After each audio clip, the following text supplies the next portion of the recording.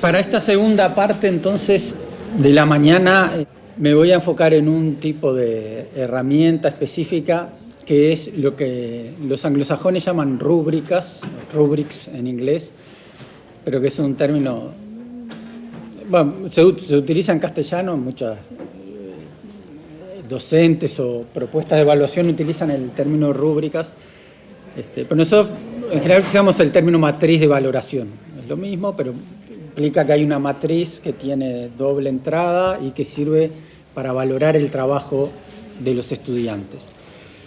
Entonces, el punto, la utilidad de las matrices tiene que ver con problemas que son muy comunes y cotidianos, muy importantes y que las matrices ayudan de algún modo a trabajar. Lo primero es esta sensación de que muchas veces los estudiantes no saben del todo qué es lo que uno espera, sobre todo cuando uno espera cosas de cierto nivel de complejidad.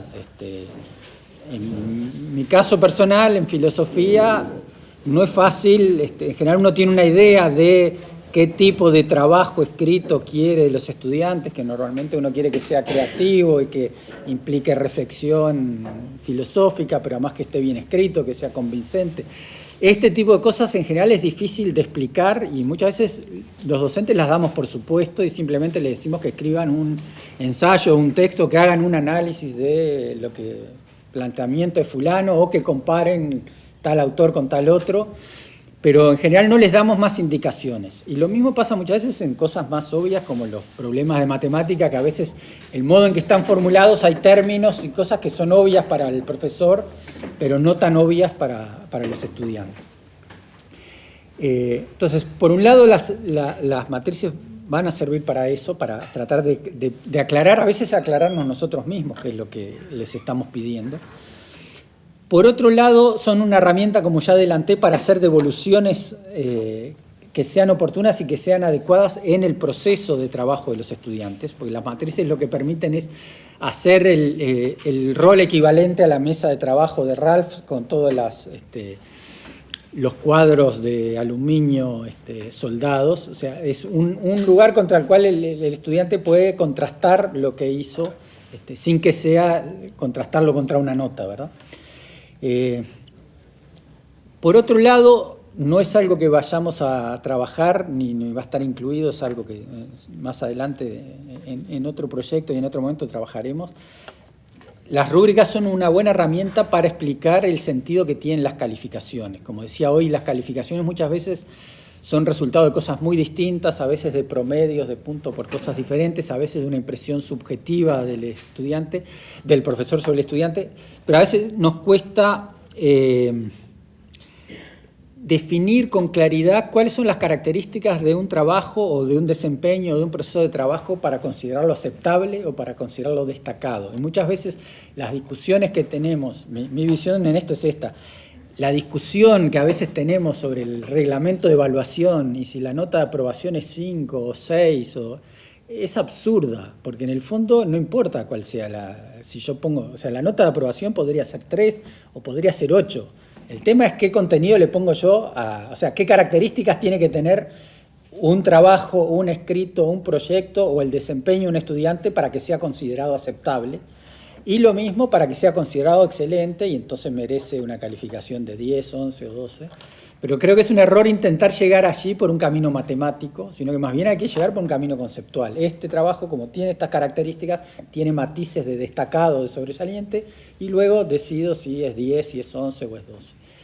Entonces la rúbrica o matriz de valoración lo que hace es eso, es definir qué características tiene un trabajo aceptable, un trabajo destacado, un trabajo sobresaliente. Y por último, y no menos importante, trabajar en construir rúbricas es un buen modo de intentar ponerse de acuerdo desde el pique por parte de los profesores, que es de las cosas más difíciles. Los exámenes en general son una instancia de choque muchas veces entre los docentes, porque uno quiere poner esto, el otro quiere poner esto, porque esto fue lo que yo di, otro dice no, pero tienen que saber todo aunque no se hayan dado.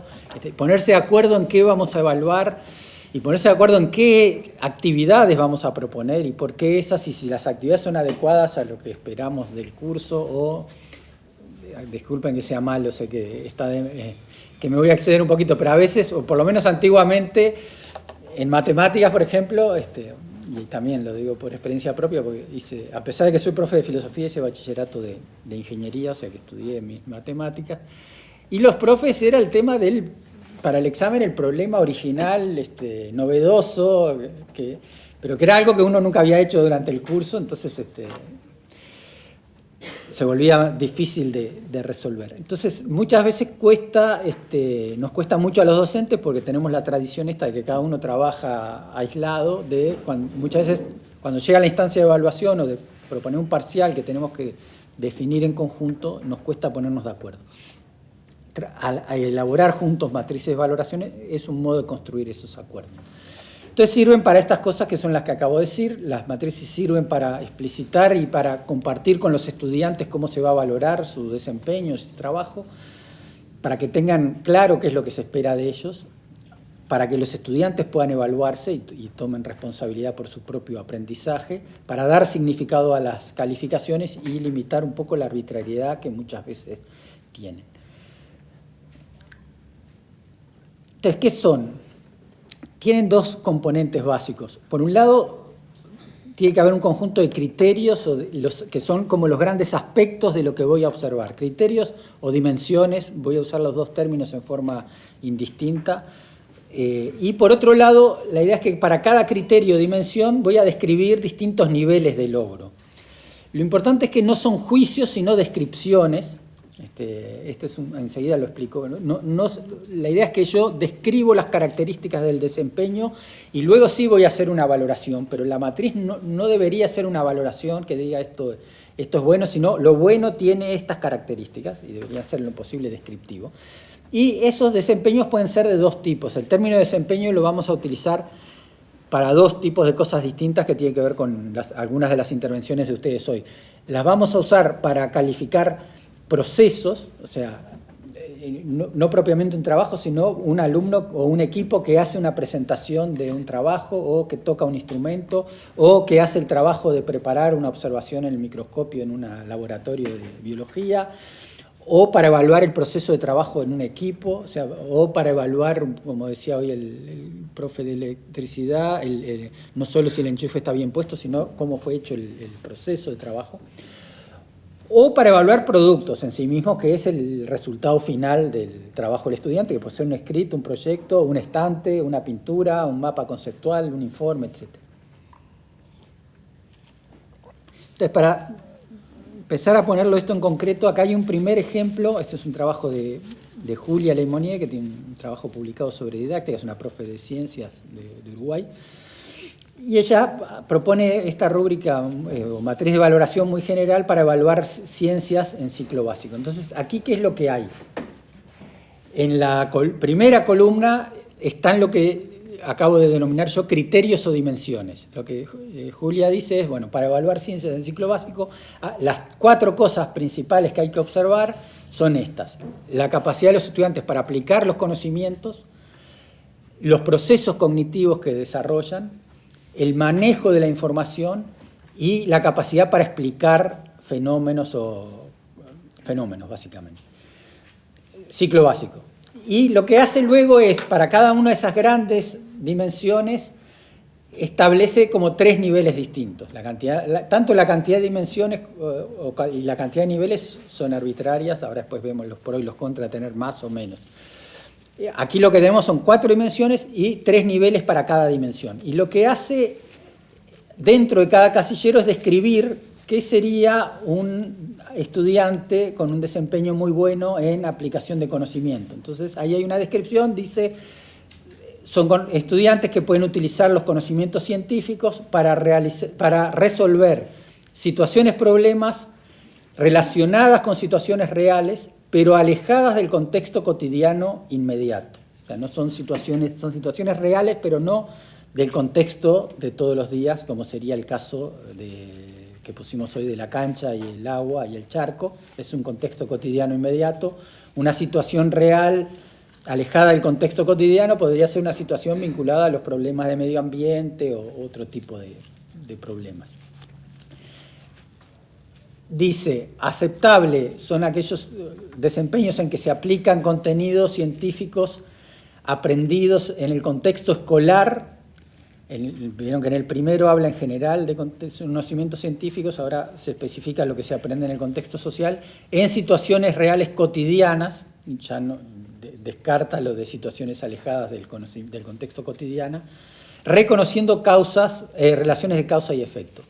Y luego en insuficiente dice, los estudiantes relacionan conocimientos con situaciones cotidianas próximas a su entorno. Pues aquí hay un intento, que obviamente puede ser mejorable, pero de identificar grandes aspectos del desempeño de los estudiantes en ciencias en ciclo básico y de describir qué sería un desempeño muy bueno, aceptable e insuficiente. Ahora vamos a ver que uno puede usar muchos niveles. Eventualmente uno, si quiere, puede usar tantos niveles como escala de calificaciones, pero en realidad eso suele ser muy forzado porque es muy difícil describir con detalle la diferencia entre un 12 y un 11, entre un 11 y un 10. Esto, o sea, lo mínimo es distinguir lo aceptable de lo no aceptable. Eso sería como la rúbrica mínima, tendría dos dimensiones. En general conviene, dos niveles, insuficiente y suficiente. En general, la recomendación es tener por lo menos estos tres, es decir, es clave tener una definición de qué es lo aceptable para que un trabajo sea considerado que cumple, que satisface lo esperado, y tener una categoría como de destacado, muy bueno, que caracterice lo que uno aspiraría o lo que ciertos estudiantes pueden lograr y poner como una meta más alta para todos, aunque uno sepa que no todos van a llegar. Y también es bueno porque algunos ponen el insuficiente como el nulo, el no haber hecho las cosas o no haber hecho nada, pero muchas veces hay alumnos que aun cuando no llegan a ser aceptables, hay cosas que hacen y tienen logros parciales. Por eso siempre es útil al categorizar el nivel insuficiente como para que el alumno pueda identificarse, saber que él hizo ciertas cosas y que están representadas allí. Y una de las utilidades que tiene esto, además de explicitar lo que uno espera, es que le permite al estudiante ver hacia dónde tiene que moverse. Si uno dice, bueno, yo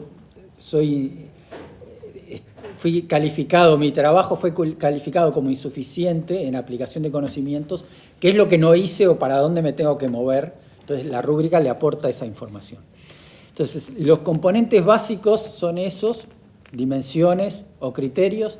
Ahí lo que uno tiene que discutir bien es qué es lo que importa valorar en lo que uno quiere evaluar. En el caso de, vuelvo al ejemplo del compañero de electricidad, uno puede decir voy a evaluar si el enchufe está bien puesto y bien colocado en la instalación, ¿okay? Y entonces, ¿en qué cosas me voy a fijar para evaluar eso? Puedo fijarme, no sé, imagino las cosas obvias, que los cables y la conexión a tierra estén puestos donde deben estar, no estén cambiados. Luego puedo tener aspectos de prolijidad, de que el enchufe esté puesto bien y que no esté chanfleado. O sea, puedo mirar distintos aspectos. Entonces, la decisión sobre dimensiones o criterios tiene que ver con qué cosas son las que voy a tener en cuenta. Y uno de mis ejemplos, porque, a ver, mi punto de partida es, con esto de las matrices, uno puede evaluar, todo es evaluable, aún lo que uno crea que es más difícil de evaluar.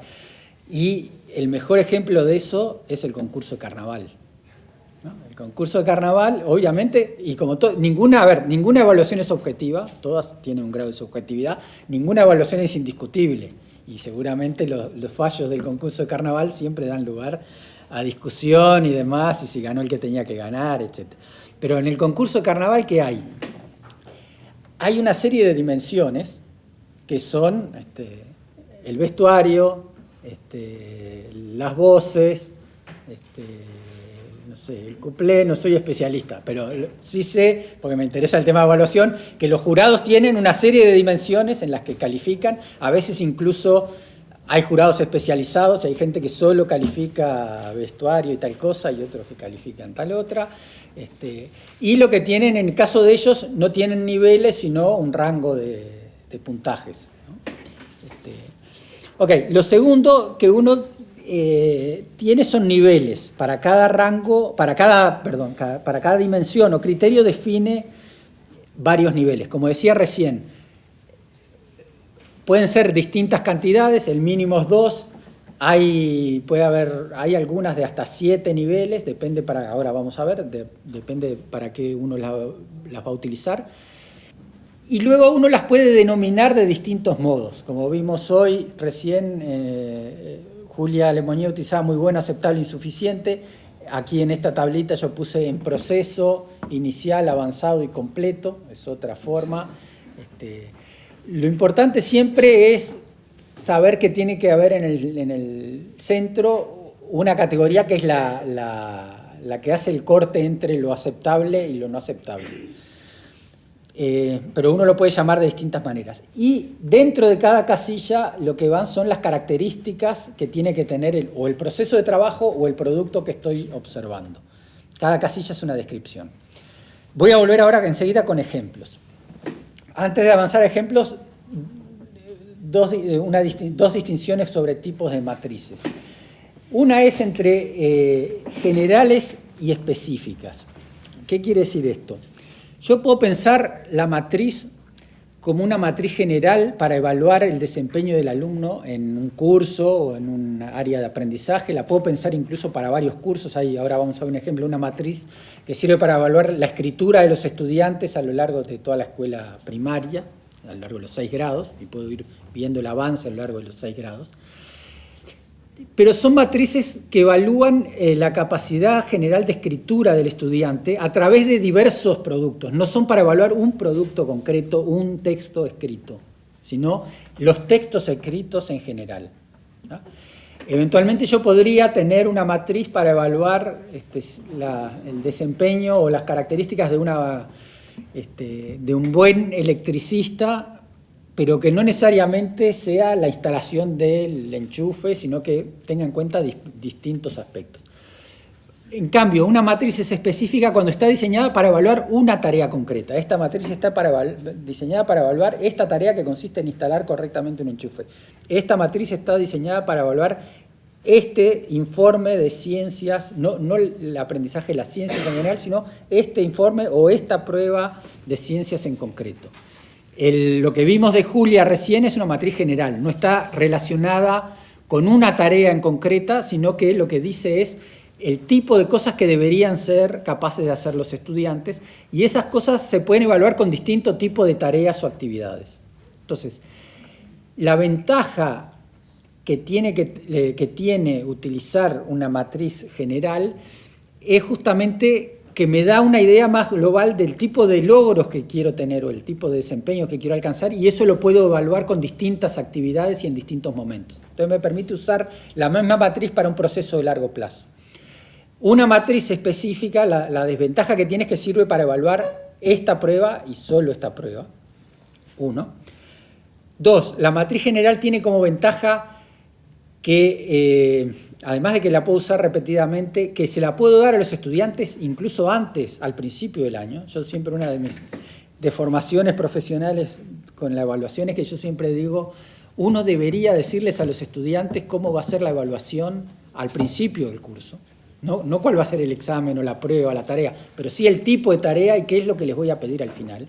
Incluso uno debería tenerlo claro, pues a veces ni uno mismo lo piensa. A mí también me ha pasado como profesor, que uno da un curso y al final se pone a pensar, bueno, ahora cómo lo evalúo. En realidad uno mismo debería discutirlo al principio, tenerlo claro y compartirlo con los estudiantes. Obviamente, si es una matriz específica para la tarea en concreto, a veces capaz que la matriz ya tiene las pistas de lo que hay que hacer y no se la puedo adelantar. Si es una matriz general, sí es más fácil dársela al estudiante como orientación, que le sirve como para orientar sus esfuerzos durante el curso, para saber hacia dónde va lo que le estoy enseñando y lo que le estoy pidiendo que estudie. La otra distinción y las específicas sí suelen servir para cuando no le voy a dar al estudiante una devolución, o cuando a veces sirven sobre todo para afinar criterios cuando intervienen varios evaluadores, cuando hay un tribunal de examen, o en tribunales de concursos, los tribunales de concursos en que muchos de ustedes les habrá tocado participar, que todos sabemos, todos habrán tenido alguna vez la experiencia de que depende quién te toca o qué tribunal te toca, te puede ir mejor, te puede ir peor. Eso en el fondo lo que requeriría es tener algún tipo de matriz específica para que todos los, sin que eso elimine, porque la subjetividad nunca se elimina, pero que de algún modo encuadre la subjetividad y que todos los evaluadores o todos los tribunales utilicen una misma descripción de qué es lo que van a observar y a valorar. Entonces las específicas suelen servir para eso. La diferencia entre analítica y holística tiene que ver con si uno separa las dimensiones o no. Normalmente vamos a hablar de matrices analíticas, donde distinguimos varias dimensiones. A veces, por razones de rapidez, es más útil, sobre todo si uno, por ejemplo, tiene que corregir muchos trabajos escritos en poco tiempo, es más fácil utilizar una matriz holística que, digamos, da una descripción general de cuándo un trabajo es aceptable, insuficiente, muy bueno, y facilita la agilidad del trabajo. Pero para fines formativos, que es lo que nos interesa a nosotros, sobre todo vamos a usar, a ver matrices generales y analíticas. Ahora vamos a ver. Esto para sostener lo que acabo de decir, esto es un libro que publicó el año pasado Susan Brookhart, que es una autora también estadounidense. Ellos trabajan mucho con matrices rúbricas. Uno de los desafíos que ella pone es, dice, bueno, ¿qué diablos esto de la creatividad que todos queremos y decimos que queremos evaluar? Entonces ella aquí hace un primer intento y ella misma dice no está acabado, pero de tratar de describir qué es creatividad y qué sería un trabajo o una producción muy creativa.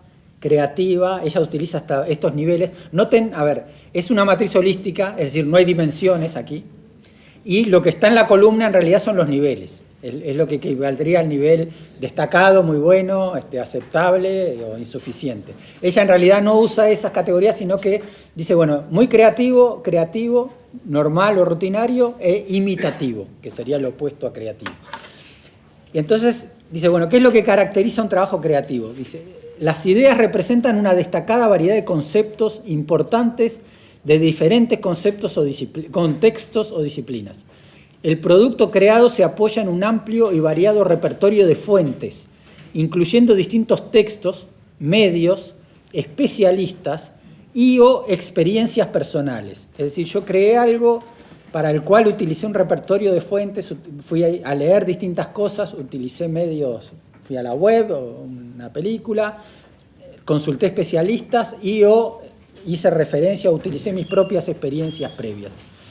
Las ideas están combinadas de un modo original y sorprendente con el fin de resolver un problema, lograr un propósito o generar algo nuevo. Entonces aquí está vinculando la creatividad con tres cosas, con resolver un problema, con lograr un propósito, algo que me propuse, o con generar algo nuevo, que puede ser desde un ensayo sobre un tema o una reflexión nueva sobre un tema, hasta una pintura o un artefacto. El producto creado es interesante, nuevo y o útil, constituyendo una contribución original que incluye la identificación de un problema, tema o propósito previamente desconocido.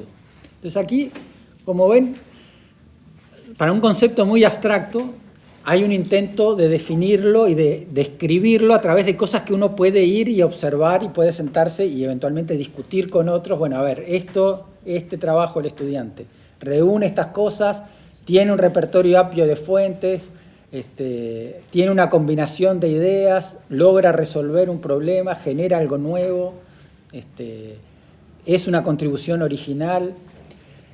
Luego describe el creativo, no me detengo y me voy para hacer el contraste al normal rutinario. Dice, las ideas representan conceptos importantes de un mismo o similar contexto o disciplina. La oposición antes era de variedad de contextos o disciplinas, aquí es de un único. El producto creado se apoya en una variedad limitada de fuentes y medios. Consulté tres cosas y con eso hice el trabajo. Especialistas o experiencias personales. Las ideas están combinadas de un modo tal que son derivadas del pensamiento de otros. O sea, en realidad no generé yo ideas nuevas, sino que más bien lo que hago es tomar las ideas de los autores que consulté. Tema complicado siempre en el Uruguay hoy día, que es la costumbre que a veces tenemos demasiado de que nuestros escritos o ensayos son citas de fulano dijo, mengano dijo, sultano dijo, y no hay algo, una reflexión, una elaboración del autor. El producto sirve para su propósito, resolver un problema o tratar un tema. Entonces, como ven,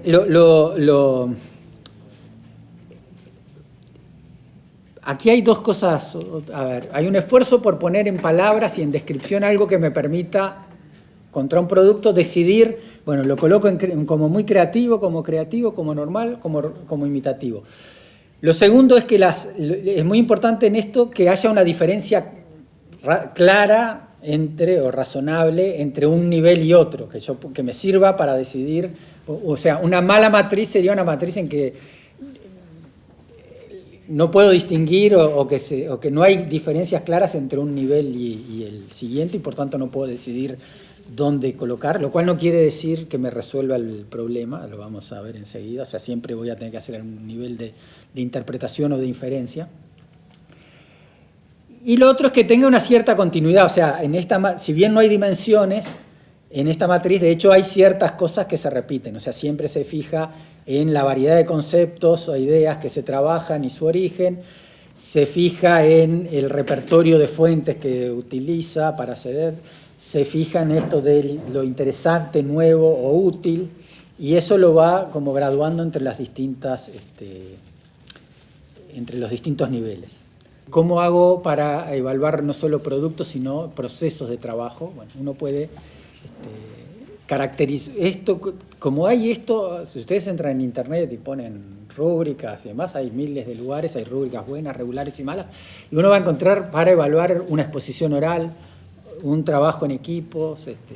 Avanzo entonces, esto es tomado de PISA, simplemente para que vean un ejemplo de una rúbrica vinculada a una tarea específica y a una tarea muy concreta. En este caso es una de las preguntas de PISA, es una pregunta de matemáticas sobre robos, en que se le dice al estudiante, un periodista de TV mostró este gráfico y afirmó: el gráfico muestra que ha habido un enorme aumento del número de robos entre 1998 y 1999. Y se le da ese gráfico que muestra, si uno mira las barras en forma distraída, la impresión que tiene es que se duplicó el número de robos. Y luego el texto abajo, la pregunta es: ¿consideras que la afirmación del periodista es una interpretación razonable del gráfico? Da una explicación que fundamente tu respuesta. Si uno mira el gráfico con atención y mira en el eje Y el número de robos por año, se da cuenta que la gráfica no está a escala y que en realidad el número de robos pasó de 508, 509 a 515, es decir, que fue de 7, y si uno hace el porcentaje le da 7 dividido 5, 1, 2%. En este caso es una matriz holística y específica, es decir, no incluye dimensiones distintas porque es una única actividad muy concreta y muy breve, y es específica porque es para evaluar específicamente esta actividad. Entonces esto es lo que se utiliza para decidir si a la respuesta del estudiante se le da crédito completo, es decir, que se la considera adecuada, o parcial, que quiere decir que es parcialmente adecuada, que está bien pero no completa. Entonces, con crédito completo son aquellas respuestas que indican que la interpretación no es razonable, o sea, que la interpretación que hace el periodista no es razonable, y que se centra en el hecho de que solo una pequeña parte del gráfico se muestra, o sea, un estudiante que argumente que no está el gráfico entero y que las barras no están completas, sino que hay una pequeña parte. O si el estudiante incluye argumentos correctos en términos de razones o porcentajes, un estudiante puede hacer este cálculo que yo acabo de hacer así a ojo, hay 7 robos de aumento en 500, eso quiere decir tanto por ciento, no es enorme. O si el estudiante hace referencia a que para hacer un juicio de ese tipo, habría que tener más datos de tendencias de más largo plazo. Crédito parcial, si el estudiante solamente dice que no es razonable, pero no da una explicación detallada, o si se centra solamente en un crecimiento dado por el número exacto de robos, pero no, o sea, si solo dice no porque son 7, pero no compara esos 7 con el total, o sea, con los 500, o si tiene un método correcto, pero tiene errores de cálculo menores. Supongamos que el estudiante hace los cálculos, pero se equivoca al calcular los porcentajes. Ese tipo de cosas no hacen que la respuesta sea incorrecta, sino que tiene crédito parcial. Ok, esto simplemente para mostrarles un ejemplo de qué hablamos cuando hablamos de una matriz holística, es decir, aquí holística en el sentido de que toma la tarea como un todo, no analiza aspectos, y específica porque está vinculada a una tarea en concreto. Y voy ahora sí a lo que me interesa más detenerme, que es una matriz específica y general. Lo que vamos a ver ahora es una matriz general, no es para una tarea específica, sino en general para la escritura. Y además es analítica, porque analiza distintas dimensiones.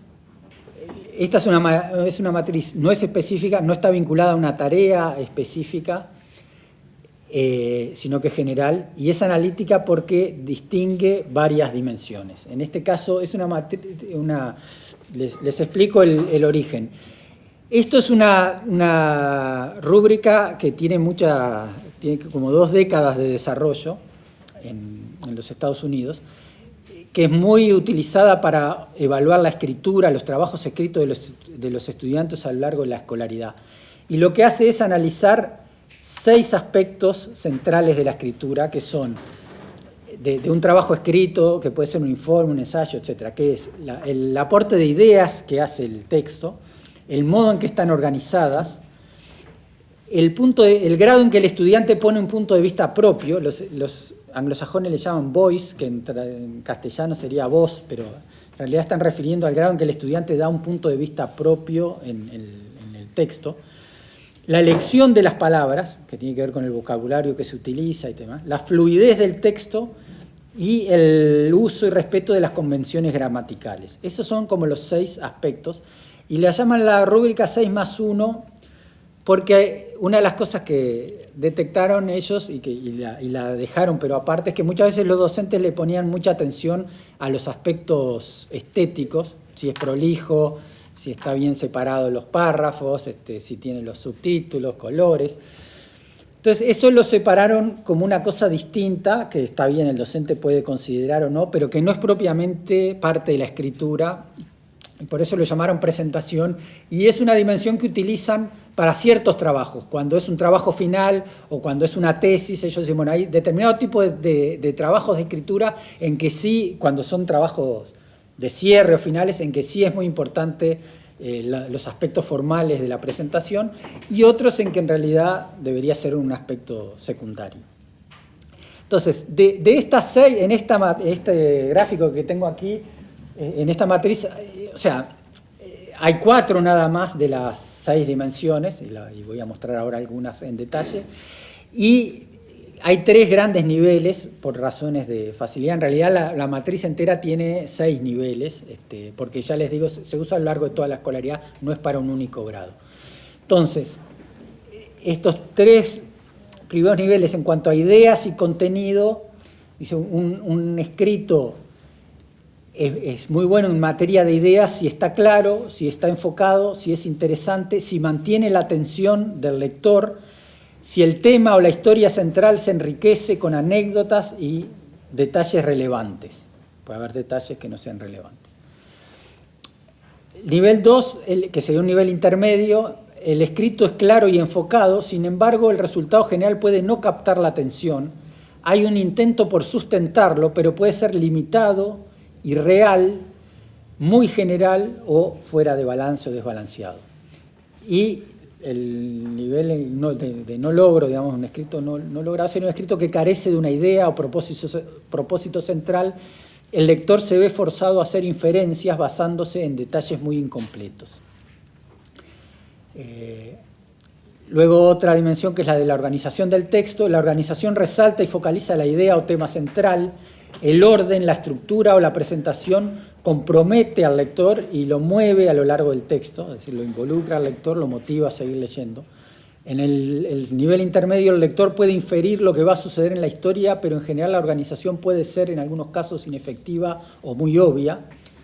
Y en el nivel más bajo, la organización es casual y desarticulada, la escritura carece de dirección, con ideas, detalles o eventos que se encadenan unos con otros atropelladamente o desordenadamente. Entonces, como ven, esta es una matriz que sirve para muchas tareas distintas, por eso es lo de general, y analítica porque va desagregando la escritura en varias dimensiones. Entonces uno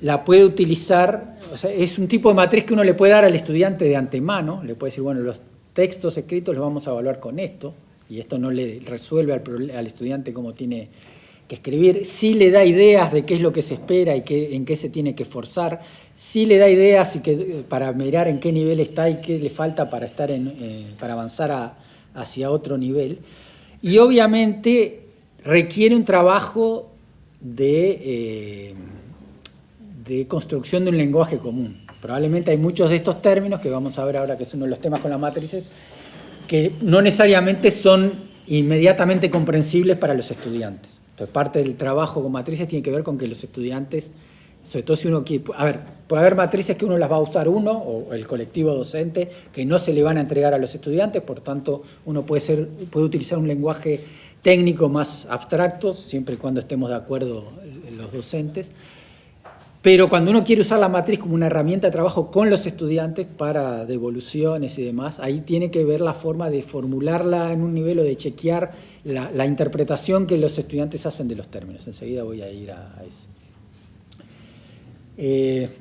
Ok, como les decía, la ventaja de las generales es que se aplican a diversidad de tareas, las específicas sirven para una tarea concreta y el tipo de respuestas que dan los estudiantes a esa tarea, y las analíticas siempre son más útiles para trabajar en el aula y para hacer devolución. Las holísticas sirven sobre todo para dar nota y en especial si los alumnos no van a ver la corrección porque son más rápidas en exámenes finales, etc. Aunque lo ideal es si uno puede devolver una nota de un examen junto con una matriz que diga por qué recibió tal o cual calificación, la nota va a tener mucho más sentido para el estudiante y va a tener más idea de por qué le fue bien, regular o mal. Aquí va un contraejemplo, ahora un par de contraejemplos sobre las cosas que hay que evitar al escribir rúbricas. Este es una maestra de primaria que le pide a los estudiantes que elaboren un póster sobre el estado en el que viven, en Uruguay sería sobre el departamento en el que vivimos. Entonces dice la profe, voy a evaluarte los temas que propone, los gráficos, la prolijidad y la gramática. Y entonces la rúbrica, ven que tiene 4, 3, 2, 1, 4, el póster incluye al menos 6 temas sobre el estado y resulta interesante de leer.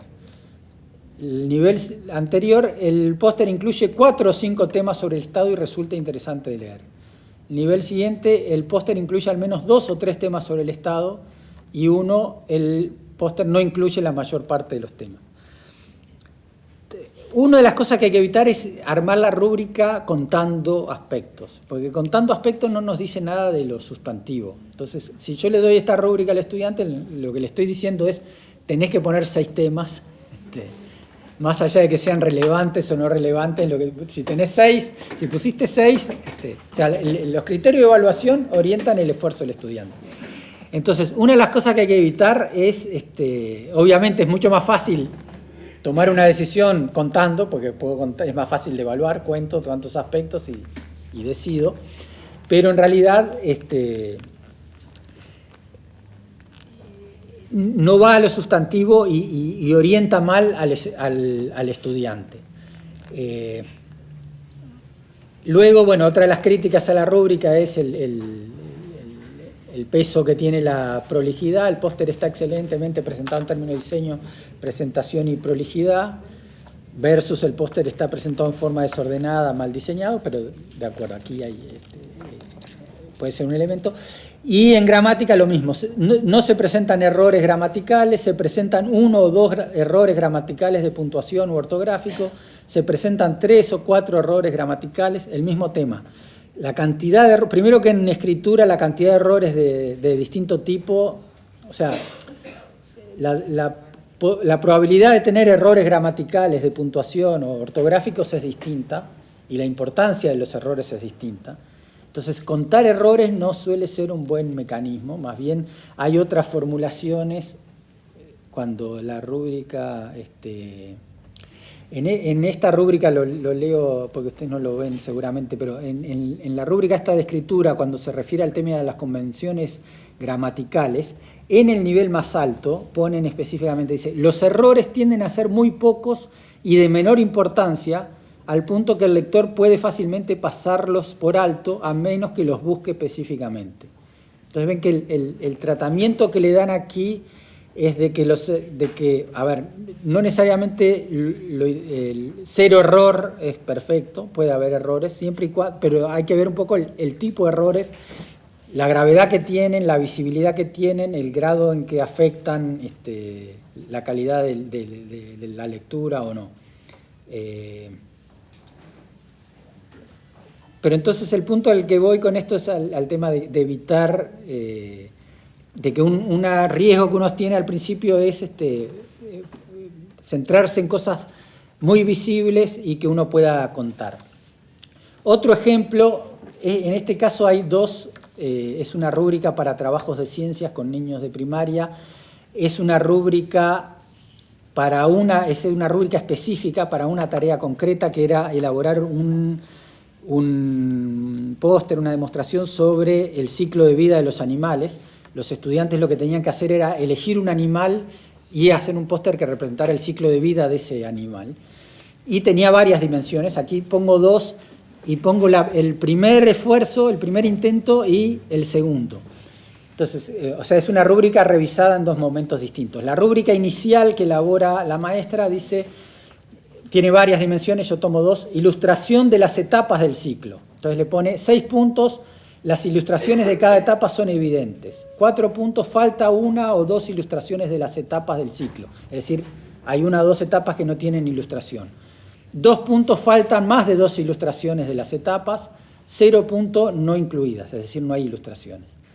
Y luego, el otro aspecto que quiere evaluar la maestra es cómo están descritas las etapas. Y dice, 6 puntos, las etapas están descritas con al menos 2 detalles. 4 puntos, las etapas están descritas con un detalle, falta una o más etapas. 2 puntos, las etapas están incompletas o no están, las etapas tienen uno o ningún detalle, no incluidas. Entonces, en la segunda versión, después de un trabajo de revisión, hay varios cambios. El primero es que cambian las categorías, los niveles, en vez de usar puntos 6, 4, 2, 0, que eran puntos, porque tenemos ese hábito de poner puntos y después sumarlos y promediarlos y sacar de ahí una nota que no sabemos qué quiere decir. Lo que hace es transformar esas categorías en avanzado, logrado, casi logrado y no logrado. Y luego, fíjense el cambio en el contenido. En las ilustraciones dice, cada etapa tiene una ilustración que da una visión especialmente clara y detallada sobre qué le pasa al animal en ella. Eso compárenlo con la primera que decía, las ilustraciones de cada etapa son evidentes. Esto, las ilustraciones de cada etapa son evidentes, es mucho más ambiguo.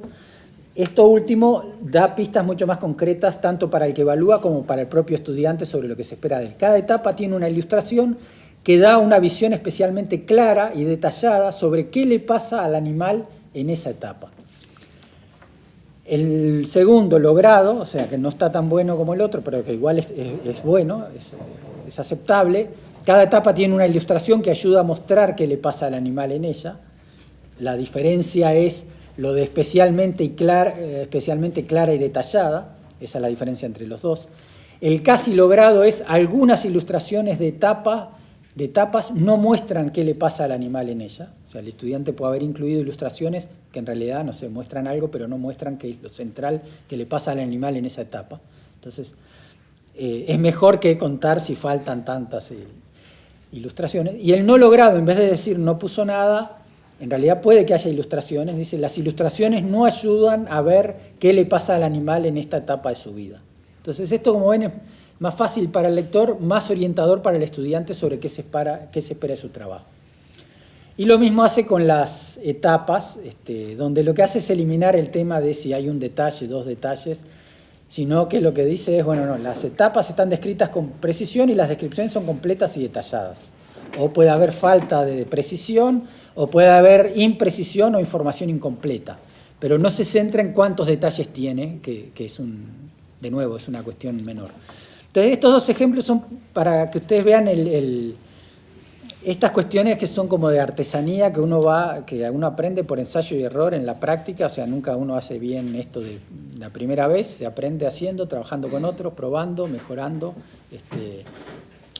y que tiene mucho como de sintonía fina, que esto a mi juicio es propiamente reflexionar en la práctica, o sea, ir, probar, no animarse a equivocarse, ver cómo pasó, qué entendieron los estudiantes, si me sirvió o no sirvió, y ir mejorando. Me interesa que vean la ductilidad que tiene la herramienta. Aquí hay una rúbrica genérica para evaluar proyectos de investigación. Esto es a nivel universitario, entonces, allí es genérica porque sirve para evaluar proyectos de investigación de distinto tipo, no es para un tipo de un proyecto concreto. Y entonces lo que ustedes pueden ver ahí son las dimensiones que se definieron para evaluar. Se va a evaluar cómo está planteado el problema o la pregunta de investigación, se va a evaluar la metodología propuesta, las fuentes de información, la documentación que se presenta, el análisis que se plantea, las conclusiones a las que se llegan, el modo en que se divulgan los hallazgos y las referencias y fuentes de información. Y en este caso es una rúbrica que está pensada para calificar las investigaciones, entonces los niveles están vinculados a calificaciones. Entonces aquí es una escala 10, entonces 10 que es el excelente, bueno, calificaciones 9 y 8, satisfactorio de 6 y 7, deficiente 5 o menos, o sea las que son insuficientes. Y ahí hay una descripción de lo que tiene cada dimensión. Por ejemplo, la dimensión de cómo está planteado el pregunta o problema es excelente si la pregunta o problema es relevante, tiene posibilidad de solución, motiva la investigación, contribuye al desarrollo del conocimiento. La pregunta o problema es relevante y tiene posibilidades de solución, aunque motiva la investigación, su contribución al conocimiento es limitado. Entonces, como pueden ver, esta descripción, si una cosa es que a mí me digan, tenés que hacer un proyecto de investigación que tiene que tener propósitos, preguntas, metodología, etcétera, es una cosa. Si además de eso me dan esta rúbrica, entonces me dan una pista y yo cuando me pongo a pensar el problema o la pregunta, tengo en cuenta, por lo menos me hago la pregunta o tengo en la cabeza la inquietud, tengo que pensar un problema que sea relevante. Si no sé qué es relevante, discutiré con el profesor o con mis amigos. Que tenga posibilidad de solución, que contribuya al desarrollo del conocimiento. Entonces, me aporta pistas para pensar lo que voy a hacer y lo que tengo que hacer. O me aporta pistas para revisar una primera versión del proyecto y sentarme a evaluar cómo está. Eso entonces para que, como les digo hoy, es una herramienta muy dúctil, uno la puede utilizar para cualquier cosa y la va mejorando con el propósito. Entonces, para cerrar el proceso de trabajo en construir una matriz, algunas pistas y criterios. 3 grandes elementos. Tener un buen referente. Segundo, armar los cajoncitos, las dimensiones a evaluar. Tercero, la plantita que crece, pensar las distintas etapas o niveles en que el aprendizaje en cada dimensión puede ir desarrollándose. El primer paso es el tema el referente. Ahí es un trabajo de discusión con otros. Yo creo que todas estas cosas hay que hacerlas con otros colegas, que es conceptualizar lo que espero de los estudiantes. Tengo que dar este curso de electricidad, de matemática 2 en bachillerato, de geometría analítica, en fin. Bueno, ¿cuáles son? Tengo que sentarme a discutir, porque uno en general lo que hace es tomar los temas del programa. Debería dar un paso más y uno decir, bueno, ¿cuáles son los desempeños? ¿Qué es lo que espero que los estudiantes sean capaces de hacer con estos contenidos, de acuerdo al objetivo de este curso, en este nivel de la escolaridad, etcétera? ¿Qué va a ser, qué cosas son desempeños suficientes y desempeños óptimos? Lo que les decía hoy, es muy importante manejar estas dos grandes niveles o categorías. El corte entre lo aceptable y lo inaceptable, o entre lo suficiente y lo insuficiente, y lo que podría esperar como óptimo, deseable o destacado. ¿Qué tipo de actividades o de productos finales o de actividades en el sentido de proceso de trabajo me ayudarían a mí a tener evidencia sobre si los alumnos van logrando lo anterior? ¿Y qué nivel de complejidad quiero evaluar el desempeño? En escritura obviamente es distinto el tipo de complejidad que uno quiere con niños de primero, segundo, tercero, con niños de escolaridad avanzada, con bachilleres, con universitarios. Lo mismo con las matemáticas, ¿verdad? Uno puede trabajar temas matemáticos con distintos grados de profundidad y en algunos, mi visión es con adolescentes más jóvenes, un poco en la línea de lo que decía hoy la profe, por ahí uno se centra más en que sepan utilizar propiedades, aunque no sepan demostrarlas o que no sepan justificar del todo por qué. A medida que uno avanza en los cursos, obviamente va a tender a esperar de los estudiantes más capacidad de fundamentación, de demostración, etc. Lo segundo es esto, de definir los criterios. Entonces allí la pregunta clave es cuáles son las características en las que me voy a fijar como evidencia de que logró lo que espero, ¿verdad? En escritura acabamos de ver las características, me voy a fijar en las ideas que propone el estudiante, en su posición propia, en el vocabulario que utiliza, en las convenciones gramaticales. Lo importante es fijarse cuáles son las dimensiones centrales. En ciencias, decíamos hoy, aplicar el conocimiento a resolver situaciones, tener capacidad de explicar fenómenos o conceptos científicos, cuáles son las cosas centrales. Y allí uno lo que tiene que asegurarse es de que esté realmente contemplando lo más importante y no quedarse en cosas superficiales o secundarias, como podría ser la prolijidad, además, hay que ver qué peso le da a cada una. Lo segundo es que las categorías, que esas dimensiones sean definibles y sobre todo que uno pueda lograr un significado compartido con los estudiantes y entre los docentes, que podamos ponernos de acuerdo cuando decimos uso de las convenciones matemáticas o explicación de conceptos y fenómenos científicos, que nos pongamos de acuerdo en qué es el significado de esa expresión y qué quiere decir. Que lo pueda constatar de algún modo, observando el trabajo del estudiante, observando cómo hace o observando aspectos de su producto final. Deberían ser cosas distintas que pueda distinguirlas entre sí. O sea, tengo que definir claramente cuál es la diferencia entre vocabulario y uso de términos con convenciones, uso de las convenciones. Entonces, si estoy evaluando vocabulario, no me voy a fijar allí en la ortografía de las palabras. Capaz que usa palabras, las escribe mal. En vocabulario no estoy observando la ortografía, lo voy a observar cuando mire la parte de convenciones. Debería quedarme satisfecho con que el conjunto de 4, 5, 6 dimensiones, 3 dimensiones, completan lo que yo quiero evaluar, dan cuenta de todos los aspectos importantes de evaluar y que sean cosas que puedo graduar en niveles. En cuanto a la construcción de los niveles, lo clave es cuáles son las diferencias de un trabajo, o sea esto un producto, sea un proceso, entre un nivel y otro. Entonces ahí es muy importante, primero que sean descriptivos, que no sean valoraciones, porque, a ver, a veces usamos, por ejemplo, en primaria, sobre todo las caritas, la carita con la sonrisa neutra y triste. Eso no es una descripción, es un juicio de valor, es una valoración de bueno, regular, malo, pero no describe nada. A veces hay rúbricas, así como está este error de usar las rúbricas a través de contar cosas, otro error es tener como una valoración encubierta. Entonces, la descripción es excelente, la descripción es muy buena, la descripción es buena, la descripción es aceptable. Bueno, ahí no estoy, en el fondo estoy reemplazando, estoy maquillando lo que es un juicio de valor. Entonces, es importante que haya descripciones de qué esperamos, que sean claras para los estudiantes y demás, esto que decíamos hoy, que sean distinguibles, que uno pueda distinguir la diferencia entre un nivel y otro. Normalmente uno trabaja con entre 3 y 5, más de 5 suele ser mucho, 3 suele ser un buen comienzo, como decía hoy, entre lo insuficiente, lo aceptable y lo destacado. No hay que forzar, puede ocurrir que en una misma matriz alguna dimensión puedo tener una dimensión que solo tiene 2 categorías, esto solo puede estar bien o mal y punto, y otras que sí tienen más, o sea, no hay que forzar la cantidad de niveles. Las denominaciones pueden ser distintas, como dijimos hoy, con esto me refiero a que puede ser 1, 2, 3, 4, alto, medio, bajo, o insuficiente, suficiente, satisfactorio o muy bueno y destacado. Uno tiene que discutir o pensar un poquito que tenga sentido. Y siempre que en el centro, digamos, en la categoría del medio, tiene que ser lo esperado para la mayoría, es decir, lo que creo que todos deberían lograr. O sea, la categoría del aceptable o del suficiente debería ser la que está como en el centro de la escala y luego la abro para lo destacado y para abajo.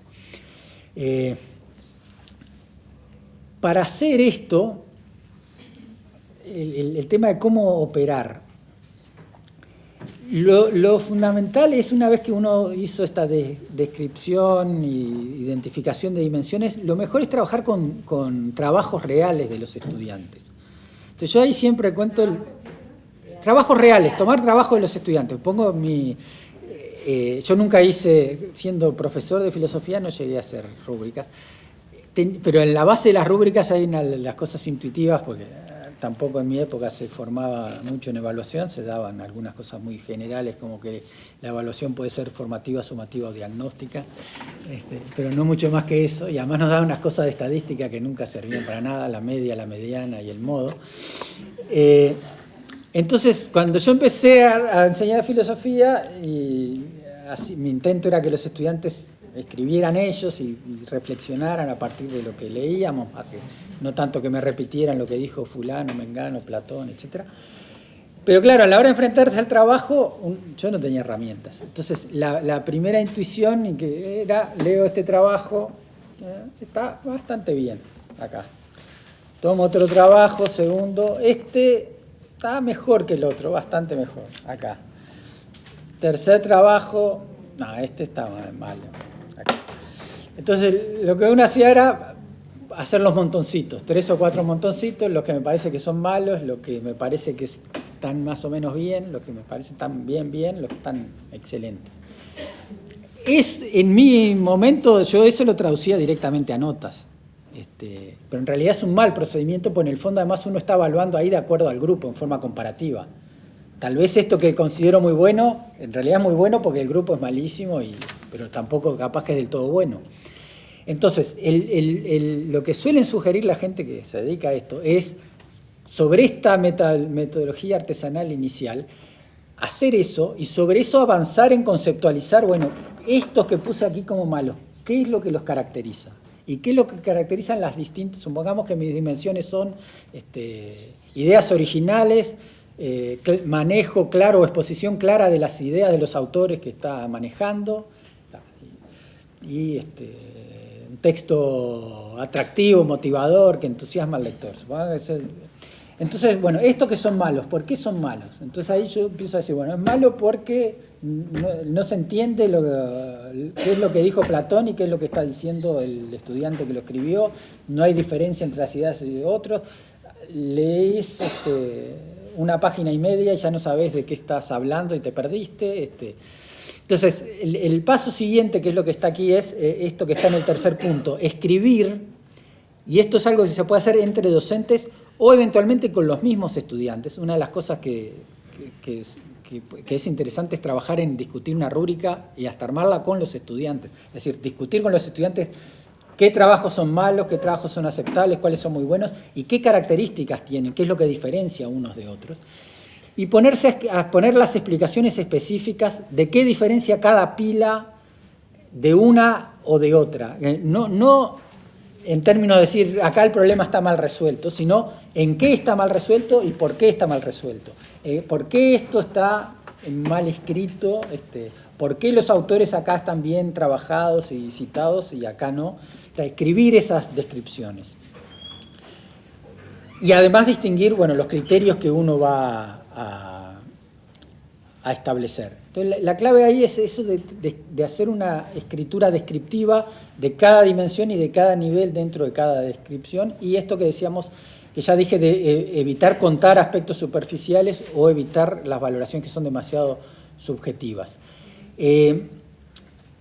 Un paréntesis o una acotación aquí. Siempre, ninguna matriz es... las matrices controlan la subjetividad excesiva, pero nunca la eliminan. Y dicho esto en términos más científicos, la matriz siempre implica un grado de inferencia. ¿Inferencia qué quiere decir? Habría dos extremos. Un extremo es la matriz que solo pone las cosas visibles, donde es absolutamente objetivo. Voy a contar cuántos detalles tiene el póster y en base a eso digo si es bueno, regular o malo. Allí no hay inferencia. Yo cuento y es automático, no tengo trabajo que hacer. El extremo opuesto es cuando digo, bueno, voy a ver si las ideas son muy buenas o malas, y no tengo nada y simplemente hago una inferencia directa de leer. Entonces, lo importante es que las descripciones que haga siempre van a requerir cierto grado de inferencia y por tanto cierto grado de subjetividad. Por volver acá, a ver, veamos aquí. Si el problema es relevante o no, ok, también es discutible. No quiere decir que no hay una, o sea, no es que yo leo el problema y automáticamente digo esto es relevante, esto no es relevante. En muchos casos voy a tener dudas. Si un problema es relevante o si es motivador para la investigación, si contribuye o no al desarrollo del conocimiento, no son cosas mecánicas. O sea, nunca la rúbrica es absolutamente mecánica, nunca me va a resolver el tema de que tengo que hacer algún grado de inferencia y por tanto que hay algún nivel de subjetividad. Y por tanto siempre requieren mucho diálogo, primero entre los docentes, porque, aún usando una rúbrica, y nos pasaba a nosotros, profesores de evaluación en la universidad, los mismos docentes, profesores de evaluación, utilizando una rúbrica, un mismo trabajo sobre evaluación, uno decía, no, esto es relevante, y el otro decía, no, para mí esto está más... Y teníamos criterios distintos. Entonces, la necesidad de dialogar con otros nunca desaparece, siempre. Y lo mismo con los estudiantes para que entiendan qué entiende uno por relevante o qué entiende uno por algo que contribuye al conocimiento en este caso. Termino diciendo simplemente es algo que ya dije, ensayo y error, uno puede leer estas cosas, tener en cuenta, pero hay que hacerlo, la única forma de aprender. Trabajo colectivo, hay que hacerlo con otros, ya lo dije. Trabajo acumulativo, uno va mejorando de a poco, uno no va a hacer una cosa de estas o rúbricas para todo en un año, además acumula, un año hace la mejora, una vez que le quedó pronto, empieza con otra. Y por último, es una inversión de tiempo a mediano plazo. La primera reacción de todos es, con todo lo que hago, más trabajo. En realidad, la experiencia que tenemos, porque hemos trabajado varios años con esto con docentes, es que luego que uno hace una inversión, le resuelve y le facilita muchas cosas en el mediano plazo. Le hace más fácil, más llevadero el trabajo de corrección, le hace más gratificante el trabajo de devolución a los estudiantes. A los estudiantes les abre mucho, les ayuda a entender mucho más lo que uno quiere. A uno lo obliga a explicitar lo que uno quiere. Y si uno tiene la oportunidad de trabajar con otros, pues le ayuda a eso, a tener criterios y enfoques comunes con otros colegas. Mi cierre es, yo creo que obviamente de formación profesional, pero porque me dedico al tema de evaluación, pero que hacer este tipo de cosas, de construcción de rúbricas o de análisis y revisión de propuestas de evaluación, puede ser un buen modo de utilizar horas de coordinación y demás cuando uno las tiene, que a veces uno no sabe mucho por dónde entrar, a veces nos quedamos más en la discusión teórica sobre la materia. Este tipo de cosas como que ayudan mucho a aterrizar en lo que estamos haciendo, cómo lo estamos haciendo, cómo lo podemos hacer mejor. Y eventualmente a discutir teóricamente, pero vinculado a la práctica y no en abstracto, donde nunca nos ponemos de acuerdo.